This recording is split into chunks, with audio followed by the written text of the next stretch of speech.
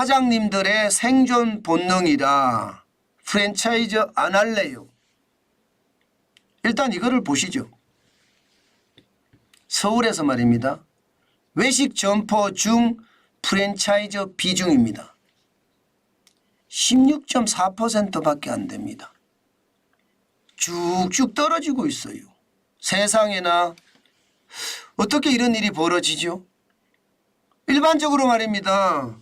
창업하기가 힘드니까 프랜차이즈, 잘해주는 프랜차이즈를 찾아가서 교육도 받고 또 훈련도 거기서 받고 그러면서 말입니다. 아주 자연스럽게 어렵지 않게 창업하는 것. 이것은 프랜차이즈가 제격이거든요. 그런데 프랜차이즈에 대한 비중이 쭉쭉 떨어진다? 프랜차이즈를 안 한다는 뜻이에요. 창업 자체를. 심지어 말입니다. 기존에 프랜차이즈 하던 업체들도 프랜차이즈를 탈출한다는 이야기예요. 와, 심각하죠. 실제로도 한번 보실래요? 탈출의 속도. 지금 2019년부터 시작을 해보면요. 4년 사이에 외식업은 8% 늘었습니다. 11만 4,575개가 12만 6,393개가 됐으니까 9,118개가 늘어서 8%가 늘었습니다. 그런데 프랜차이즈 점포는요. 줄었어요. 그것도 많이 줄었습니다. 2019년에 2만 5,963개였거든요. 그런데 2023년에는요. 2만 4,224개예요. 그러면 적어도 말입니다. 적어도 1,000개 이상이 줄은 건가요? 1,000개? 1,000개 이상이 줄은 겁니다. 왜 줄을까요? 이게 말입니다. 프랜차이즈는 아무래도 창업에 대한 비용이 조금 비싸서 그런가요? 아니면 창업을 하기 위해서 교육받는 그 비용이 비싸서 그런가요? 아무래도 그것도 부담이 되겠죠. 가맹비에 대한 부담도 되고요. 여기다가 원재료도 말입니다. 어떤 프랜차이즈는 원재료가 좀 비싸게 공급이 되는 경우도 있으니까 이것도 부담이 된다. 뭐 이렇게 이야기할 수 있을까요? 저는요. 이렇게 봅니다. 저는 어떻게 보느냐. 프랜차이즈보다 말입니다.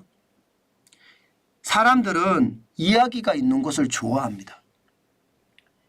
이야기가 있는 것. 다시 말해서 이야기가 있으면요. 스토리가 있다고 하죠. 있으면 그게 어디 있든 찾아갑니다. 그리고 거기 가서 SNS로 사진을 찍어서 다 날립니다. 세상에 제가 고향이 시골이에요. 외남면이라는 시골이거든요. 그런데 그 시골에 시래기 우동 말입니다. 시래기 우동이 완전 인기입니다. 외남면에 그 식당 하나밖에 없어요. 근데 그 식당이 전국에서 다 몰려오는 굉장한 인기예요. 이거거든요. 다시 말해서 프랜차이즈는 어디나 가면 같은 맛. 그러니까 이야기가 없어. 스토리가 없어. 그런데 저기 시골 구석에 있는 외남 중국집, 외남면에 있는 중국집에 짬뽕이, 시래기 넣어서 만든 그 짬뽕이 너무 맛있더라. 이런 스토리가 있잖아요. 그분은 서울에서 직장을 다니다가 도저히 안 돼서 시골에 가서 짬뽕집을 차렸거든요. 그런데 그 짬뽕집이 이야기가 되는 거예요. 모든 재료를 다 재배해요. 그래서 100그릇밖에 안 팝니다. 100그릇밖에. 나머지는 농사일하러 나가는 거 농사일하러. 실제로 시래기를 만들기 위해서 말입니다. 실제로 움직이고요. 농사를 다 짓습니다. 그리고 그 농사 지은 걸 가지고 각종 해물과 엮어서 짬뽕을 만들어 주는데 그 맛이 맵기는 한데요. 굉장히 독특합니다. 이런 이야기가 있으니까 가는 거라. 지금 서울이든 아니면 저기 광릉이든 아니면 여러분 빵야빵야라고 들어보셨죠? 정환진 TV에 출연하신 그분들 말입니다. 지금 초당에 가 계시답니다. 초당에. 거기서 빵집을 열었는데 지금 저는 이제 전해 들은 이야기인데요. 며칠 동안 무료 시식회를 개최했는데 난리였답니다. 지나가는 차들도 멈추고 들어와서 먹고요. 저는 그런 것을 보면서 결국은 이야기 있는 곳이 앞으로는 난리가 날 거다. 저는 그렇게 생각하는 거예요. 옛날처럼 어디나 가면 똑같은 맛이 중요한 것이 아니라 어디나 가면 이야기가 있는 다른 맛, 그런 곳을 찾아가지 않겠느냐. 결국은 힙한 점포들이 계속해서 살아날 거다. 이렇게 보는 거죠. 사실 그것은 기본이라고 봅니다. 게다가 일하는 사람들, 프랜차이즈로 하는 사람들은 이게 부담이 많이 돼요. 가맹비에 대한 부담, 원재료에 대한 부담, 여기에다가 배달비에 대한 부담. 지금 배달비 수수료가 6.8%입니다. 난리도 아니죠. 이게 식당을 해보면 압니다. 옛날에는요, 부대 비용이 신용카드 수수료나 전단지만 있었으면 됐어요. 근데 그때보다가 6.8%를 내면 적어도 2배, 많게는 3배까지 늘어난 숫자입니다. 충격적인 숫자죠. 2배, 3배가 늘어난다는 것은. 예. 그러면 어딘가에서 뭔가 비용을 자꾸 줄여야 돼. 그래야지 내가 먹고 살거든요. 그렇다고 배달 플랫폼을 줄일 수는 없으니까 뭐 어떡하든 여기는 팔아는 주잖아요. 그러니까 차라리 프랜차이즈 탈출할래. 내가 할래 이제 그냥. 내가 이야기가 있는 곳으로 만들래. 그렇게 되는 경우가 많다는 뜻이에요. 그러면서 물가도 감당하지 못하잖아요. 앞서 제가 외남 짬뽕집, 중국집에 대한 말씀을 드렸던 것처럼 물가가 너무 비싸니까. 내가 직접 재배하는 내가 직접. 그리고 하루에 100그릇. 그것도 시골에서 짬뽕 한 그릇에 10,000원. 야, 주변에 말입니다. 짬뽕은 6,000원 합니다. 7,000원 하고 10,000원이에요. 100그릇 한정이고. 물가가 비싸고 친환경이고 내가 직접 재배를 하니까 이런 생각을 가지고 많은 사람들이 하는 거거든요. 저는 이런 것이 결국은요. 시장에서는요. 네, 결국 사람들, 사장님들 그 생존 본능이 결국은 프랜차이즈를 탈출하고요. 이야기가 있는 집으로 만들기를 노력하는 것 같습니다. 제가 분석은 그렇게 합니다.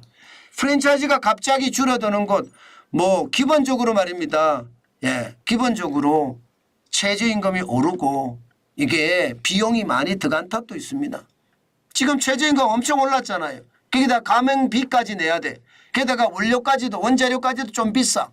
최저임금이 말입니다. 이게 2017년 대비해 보면 지금 어마무시하게 올랐습니다. 예. 문재인 정부 때만 41.6%가 올랐으니까 이게 얼마나 올랐겠습니까? 그러니까 감당이 안 돼요. 감당이 안 되니까 그만큼 어렵다는 이야기고 결국 프랜차이즈 업체들도 줄줄이 지금 망하고 있습니다. 실제 2022년에서 2023년까지 지금 보시는 것처럼 말입니다. 예, 1285개가 망했고요. 2023년에는 1817개가 망했습니다. 1년 사이에 41.1% 532개가 늘어났습니다. 그런데 신규로 들어온 브랜드는요. 예, 지금 2022년에 1443개에서 2023년에 1927개로 33.5%가 늘어났습니다. 그러니까 새로 들어가고 새로 나오고 하는 그 비율을 보면 결국은요. 프랜차이즈 하시는 분들이 점점 어렵다는 이야기예요. 어디나 똑같은 맛 이런 거기 때문에. 그래서 프랜차이즈 하는 분들은 또 이렇게 생각을 합니다. 그래? 어디가 똑같은 맛이라면 어디에서 먹어도 똑같은 맛이 되는 걸 프랜차이즈 하자. 예를 들어 고기. 뭐 고기야 어디나 똑같은 맛이잖아요. 그러니까 이런 거 프랜차이즈 하자. 이렇게 이야기하시는 분들도 많아지고요. 그만큼 프랜차이즈 하시는 분들도 굉장히 똑똑해진 거예요. 여기다 오마카세 같은 경우도요. 어디나 똑같은 맛이 아니라 셰프에 따라 다르잖아요. 주방장에 따라 다릅니다. 예, 그런 오마카세도 많이 만들어지고 그것이 말입니다. 예, 유명 셰프 중심의 오마카세 어떤 프랜차이즈. 이렇게 뭔가 특색을 가지고 뭔가 다른 점을 가지고 자꾸 이렇게 회사를 키워가고 만든다는 것. 저는 굉장히 좋은 일이고 대한민국이 더 창조적이고 활력이 넘칠 수 있다고 봅니다. 그만큼 말입니다. 프랜차이즈는 굉장히 줄어들고는 있으나 앞으로 이 현장에 활력을 불어넣어 줄 수 있는 요소이기도 하다. 뭐 그 정도로 정리하면 될 것 같습니다. 가장 중요한 것은 여러분, 가장 중요한 것은 프랜차이즈가 줄어들고 이야기가 있는 가게들이 늘어나기는 하는데요. 창업은 진짜 조심하셔야 돼요. 지금 지표에서 나와 있는 것처럼요. 창업의 숫자가 4년 사이에 8%밖에 안 늘어났으니까 굉장히 적게 늘어난 거예요. 그만큼 먹고 살기 힘들다는 뜻이에요. 매식업이 안 되거든요. 소비가 그렇게 쉽지 않거든요. 만약에 창업을 한다고 하면요. 분명히 준비를 오랫동안 하고요. 내가 좋아하는 것을 창업하시는 거 잊지 말았으면 좋겠어요. 무조건 창업하는 거 불나방 창업이라고 하는데 집에 있기 미안하니까 창업하겠다? 절대로 하지 마세요. 그 돈 다 날립니다.